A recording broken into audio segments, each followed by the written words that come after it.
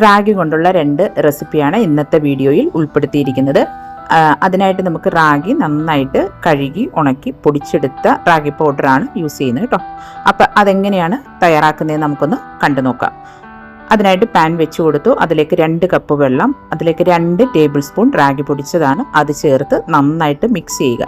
അതിനുശേഷം ഇത് നന്നായിട്ട് തന്നെ വേവിച്ചെടുക്കണം കേട്ടോ. വേവിച്ച് നന്നായിട്ട് കുറുക്കിയെടുക്കുക. ഇനി നമുക്ക് വേണ്ടത് ഉള്ളി, പച്ചമുളക്, ഇഞ്ചി, കറിവേപ്പില ഇതൊന്ന് ചതച്ചെടുക്കണം കേട്ടോ. ഒരുപാട് അരഞ്ഞു പോകരുത്. ഇനി നമുക്ക് തയ്യാറാക്കി വെച്ചിരിക്കുന്ന റാഗി ഒരു പ്ലേറ്റിലോട്ട് ഒഴിച്ചു കൊടുക്കുക. ഇനി നമുക്ക് പുളിക്ക് ഓരോരുത്തരുടെ ഇഷ്ടത്തിനനുസരിച്ചുള്ള തൈര് ചേർത്ത് കൊടുക്കണം. പിന്നെ നമുക്ക് ചേർത്ത് കൊടുക്കേണ്ടത് ചതച്ച് വെച്ച ഇഞ്ചി, പച്ചമുളക്, കറിവേപ്പില ഇതെല്ലാം കൂടെ ഇട്ട് കൊടുക്കുക. ആവശ്യത്തിനും ഇത് ഇട്ട് കൊടുക്കുക. ഇനി നമുക്ക് ഉപ്പ് കൂടെ ചേർത്ത് കൊടുത്ത് നന്നായിട്ട് യോജിപ്പിച്ചെടുത്ത് ഈ രീതിയിൽ നമുക്ക് കഴിക്കാം. ഇതിൻ്റെ കൂടെ തോരനോ മെഴുക്ക് പുരട്ടിയോ ചേർത്ത് നമുക്ക് കഴിക്കാവുന്നതാണ്.